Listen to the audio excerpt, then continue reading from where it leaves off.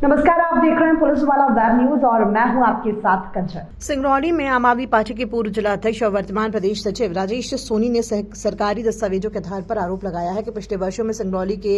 DMF fund से लगभग 1000 करोड़ रुपए दूसरे जिलों में भेजे गए हैं। वार्ता को संबोधित करते हुए श्री सोनी ने कहा कि मध्य प्रदेश डीएमएफ नियमों के अनुसार इस निधि का उपयोग खनन प्रभावित क्षेत्रों में शुद्ध पेयजल, प्रदूषण नियंत्रण, स्वास्थ्य सुविधाओं, शिक्षा, रोजगार सृजन और आधारभूत सुविधाओं के विकास के लिए किया जाना अनिवार्य है। बावजूद सिंगरौली के अधिकारियों की अनदेखी कर ये राशि अन्य जिलों के निर्माण कार्य में खर्च की गई है। जनता पिछले 2 दशकों से लगातार अपने प्रतिनिधियों को चुनती आ रही है, लेकिन उनके सामने सिंगरौली के अधिकारियों का हनन हुआ है और किसी ने इसका विरोध नहीं किया। श्री सोनी ने मांग की है कि सिंगरौली से हस्तांतरित की गई डीएमएफ निधि को 15 दिनों के भीतर वापस जिले के खाते में जमा कराया जाए। उन्होंने चेतावनी दी है कि यदि ऐसा नहीं किया गया तो सिंगरौली के ग्रामीणों, आदिवासियों, युवाओं और आम नागरिकों के साथ कलेक्ट्रेट का विशाल घेराव किया जाएगा। उन्होंने ये भी कहा है कि मामले में न्यायिक हस्तक्षेप की मांग करते हुए माननीय उच्च न्यायालय में जनहित याचिका दायर की जाएगी। श्री सोनी ने कहा कि सिंगरौली का हक सिंगरौली में ही खर्च होना चाहिए। जिले के अधिकारियों की रक्षा के लिए लोकतांत्रिक और कानूनी स्तर पर हर संभव संघर्ष किया जाएगा। प्रेस वार्ता में आम आदमी पार्टी की प्रदेश उपाध्यक्ष अनीता बैस और प्रदेश संयुक्त सचिव श्याम सुंदर विश्वकर्मा भी उपस्थित रहे। पत्रकार बंधुओं को मेरा नमस्कार और बहुत बहुत स्वागत, वंदन, अभिनंदन है। आज के सिंगरौली के इस गंभीर मुद्दे को सिंगरौली वासियों को दिखाने के लिए हमने एक डाटा निकाला है जो कि जिला प्रशासन की तरफ से मिला हुआ है। हमारे सिंगरौली जिले में जो तमाम प्रकार की कंपनियां संचालित हो रही हैं, चाहे वो कोयला उत्खनन के लिए हो रही हो, चाहे पावर प्लांट जैसी कंपनियां, इन कंपनियों के द्वारा जो हमारे सिंगरौली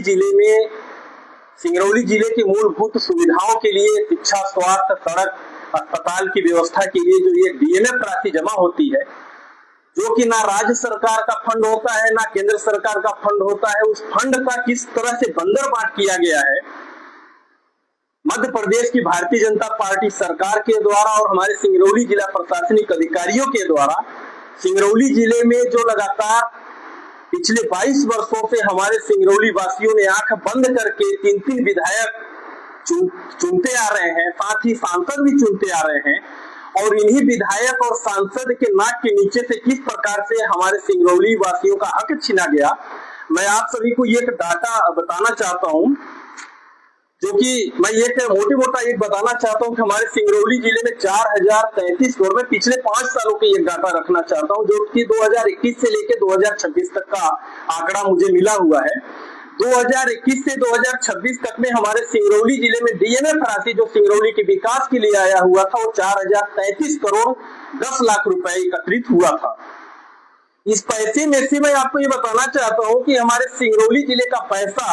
जो मध्य प्रदेश के कई दूर दराज जिलों में जो भारतीय जनता पार्टी की मजबूत नेता है, जो भारतीय जनता पार्टी की सरकार में मजबूत मंत्री हैं, वो जबरदस्ती डाका डाल के किस प्रकार से सिंगरौली का हक मारे हुए हैं, मैं वो आप तक शेयर करना चाहता हूं। मैं ये बताना चाहता हूं कि सीहोर जिले में हमारे सिंगरौली जिले का पैसा 160 करोड़ 92 लाख रुपए दिया गया है। डिंडोरी जिले में 102 करोड़ 81 लाख रुपए दिया गया है। पन्ना जिले में 132 करोड़ 77 लाख रुपए दिया गया है। भोपाल जिले में 91 करोड़ 64 लाख रुपए दिया गया है। सागर में 102 करोड़ रुपए दिया गया है। बालाघाट में 37 करोड़ रुपए, अनूपपुर में 29 करोड़ रुपए दिया गया है। खरगोन में 32 करोड़ 52 लाख रुपए और मंदसौर में 52 करोड़ रुपए दिया गया है। दमोह में 16 करोड़ रुपए, आगर मालवा में 21 करोड़ 93 लाख रुपए, बड़वानी जिले में 15 करोड़ रुपए और रायसेन जिले में 15 करोड़ रुपए, जबलपुर में 37 करोड़ रुपए दिया गया है। छिंदवाड़ा में 18 करोड़ 61 लाख रुपए दिया गया है। इंदौर में एक स्टेडियम बनाने के लिए, स्टेडियम का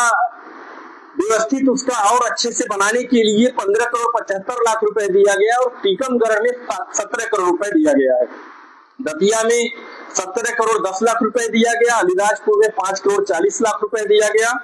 इसी तरह से नीमच में और शाजापुर में भी 7 करोड़ 5 करोड़ करके दिया गया है।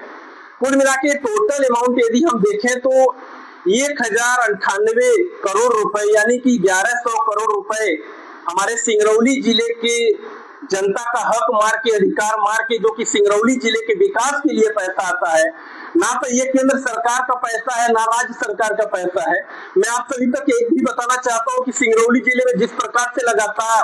सड़क दुर्घटना में हमने एक और आंकड़ा निकाला था। पिछले 8 वर्षों का हमने एक आंकड़ा निकाला था कि सिंगरौली जिले में वास्तव में जो सड़क दुर्घटना हो रहा है, उस सड़क दुर्घटना को देखकर रूह कांप जाती है, क्योंकि प्रत्येक दिन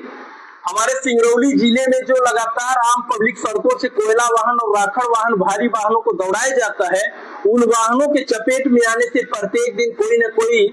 बेगुनाह की जान जा रही है, कोई न कोई व्यक्ति अपना जान गंवा रहा है। इस पैसे का उपयोग आप सभी को मालूम है। आप सभी के माध्यम से भी मैं सिंगरौली की जनता को बताना चाहता हूं कि इस पैसे का उपयोग जो हमारे सिंगरौली जिले में खनन से प्रभावित लोग हैं, खनन क्षेत्र के जो प्रभावित लोग हैं, जो आज नाले और नदियों का पानी पीने के लिए मजबूर हैं, जो जिनके लिए विद्यालय की व्यवस्था नहीं हो पा रही है, आज तक हमारे सिंगरौली जिले में मल्टी स्पेशलिटी अस्पताल की व्यवस्था नहीं है, जिसकी वजह से हमारे सिंगरौली वासी कभी नागपुर, कभी बनारस, कभी दिल्ली जाने के लिए मजबूर है। जबकि इस पैसे का उपयोग करके एक मल्टी स्पेशलिटी अस्पताल की व्यवस्था किया जाना चाहिए था, और इसी के लिए यह पैसा डीएमएफ की राशि एकत्रित होती है। हमारे सिंगरौली जिले के लोगों के साथ जिस तरह से छलावा मध्य प्रदेश सरकार के द्वारा किया गया है, मध्य प्रदेश सरकार के जो हमारे सिंगरौली जिले के 3 भारतीय जनता पार्टी के विधायक हैं और भारतीय जनता पार्टी के जो सांसद हैं, इनके द्वारा जो लगातार सहमति के अनुसार हमारे सिंगरौली जिले का पैसा अन्यत्र जिलों में, दूर दराज के जिलों में भेजा गया है, ये बहुत ही शर्मनाक है। और मैं आप सभी के माध्यम से ये भी बताना चाहता हूँ कि यदि 15 दिवस के अंदर मध्य प्रदेश की सरकार सिंगरौली जिले का जो पैसे चुरा के डाका डाल के ले गई है, इस पैसे को यदि लौटाने का काम नहीं करती है, तो हम जिला कलेक्टर कार्यालय का पूरे सिंगरौली जनता के साथ बड़े स्तर पे घेराव करने का काम करेंगे।